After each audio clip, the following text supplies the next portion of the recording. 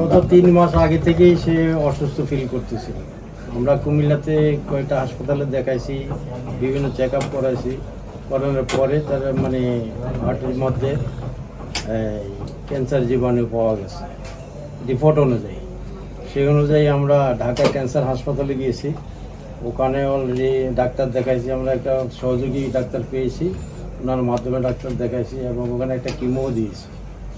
পরবর্তীতে আমরা আমার ভাতিজা মাওলানা মোদার হোসেন শামীমের মাধ্যমে আপনার ইউটিউবের সার্চ দেওয়ার পরে আপনার নাম ঠিকানা সব পেলাম। আসসালামু আলাইকুম ওয়া রাহমাতুল্লাহি ওয়া বারাকাতুহু। সম্মানিত দেশবাসী, আমি cancer specialist doctor SM. Sarwar. বিশেষ করে আপনারা জানেন যে সারা ওয়ার্ল্ডের ডাক্তারদের বক্তব্য ক্যান্সার, কিডনি, থ্যালাসেমিয়া, এইডস রোগ, এই রোগটি হলো মরণ ব্যাধি।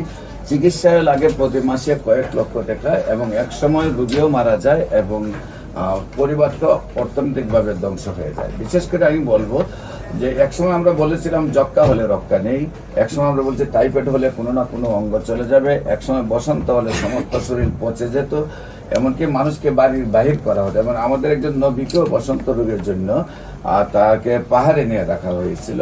বিশেষ করে একসময় ডায়রিয়া হলো, গ্রামের পর গ্রাম মানুষ মারা গিয়েছে, কিন্তু আজকে সেগুলোর যেমন কোনো ভিত্তি নেই। আমি বলি ক্যান্সার, কিডনি, থ্যালাসেমিয়া, এইডস রোগ সেইগুলো কোনো মরণ বিধি নয়, সেইগুলো সম্পূর্ণরূপে সুস্থ হয়। এমনকি সেইগুলো যে মরণ বিধি বলতে কোনো ভিত্তি নেই। আপনারা যদি ক্যান্সার গবেষক অধ্যক্ষ ডাক্তার এস.এম. সারোয়ার ইউটিউবে চার্জ করেন, আপনারা 5,500-এর ঊর্ধ্বে রোগীর সাক্ষাৎকার পাবেন। ফেসবুক, ইউটিউব, গুগল, টিকটকে যারা সুন্দরভাবে সুস্থ হয়েছে। বিশেষ করে আজকেও আমরা সেই মরণ বিধি থেকে একজন আমাদের সামনে একদম ইয়াং ম্যানের মতো বসে আছেন। উনি বয়স কত জানি আপনার? 62। অলরেডি আমরা বলি 60 হলে এক্সপিয়ার। সেইখানে আল্লাহর রসের সহমতে উনি যেখানে একেবারে বিছানায় ছিলেন, নামাজের জন্য মসজিদে যেতে পারতেন না, অন্তরটা কাঁদত। আল্লাহর রসের সহমতে আমার ওষুধ খাওয়ার পর 15 দিনের মধ্যে, নাকি 15 মসজিদে গেছেন, 15 দিনের মধ্যে উনি মসজিদে গেছেন, মসজিদে গিয়ে নামাজ পড়েছেন। সেই ক্যান্সার রোগী কিভাবে সুস্থ হলে, কিভাবে অসুস্থ হলে, আমরা ওনার কাছে তার গল্পটা শুনবো। আপনার নাম? হাফেজ মুস্তাক আহমেদ। আল্লাহ রসের সহমত একজন হাফেজ সাহেব মানুষ আমরা পাইলাম সেবা করার। হ্যাঁ, আপনার পিতার নাম? ইসমাইল পাটোয়ারি। আপনার মায়ের নাম? আপনার গ্রাম? Atila. Post office? Post office Tungipara. থানা? হাজীগঞ্জ। জেলা? চাঁদপুর। আপনার সাথে যে আপনার কি হন? আচ্ছা আচ্ছা, আপন বড় ভাই। আপনার পরিচয়টা, নামটা?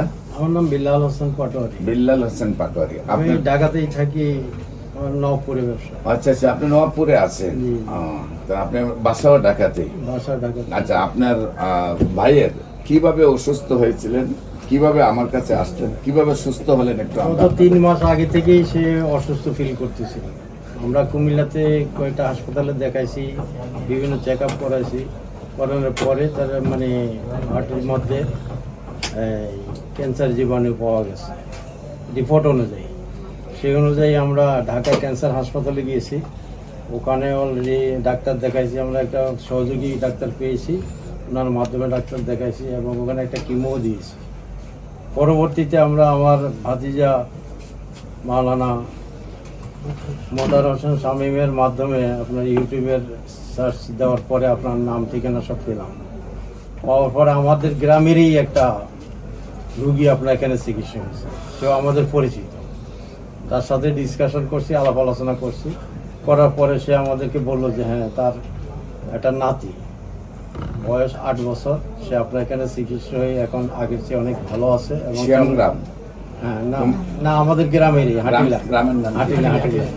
আপনাদের কুমিল্লা শিয়াং গ্রামে আমার একটা বাচ্চা আছে, আমাদের গ্রামেরই একটা বাচ্চা পাইছি আমরা, তারও একটা সাক্ষাৎকার আপনার এখানে আমরা দেখছি। আচ্ছা, দেখার পরে তার সাথে আলাপ করার পরে সে বললো যে হ্যাঁ, আমার নাতি এখন সুস্থ আছে, মানে খেলাধুলা করতে পারতে, চলাফেরা করতে পারতে, কোনো অসুবিধা নেই। তখন আমরা মানে আমরা একটু সাহস পেলাম, সাথে সাথে আমরা ডিসিশন নিলাম যে আপনার এখানে আসবো। সেই সিদ্ধান্ত নিয়েই আমরা গত মাসের 12 তারিখে আপনার এখানে আসলাম। আসার পর ও সরি, হ্যাঁ 22 তারিখ। সাধারণত দেখেন ঢাকা শহরে আপনি আমার একবার কাছে থাকেন, জি, জি। এরপরে এখন আমরা এমন একটা অবস্থা হয়েছে জি, জি, জি। যে পাশের প্লাটে কে থাকে তারও চিনি না। জানি না সেটাই। তো 22 তারিখে আমরা এখানে আসছি।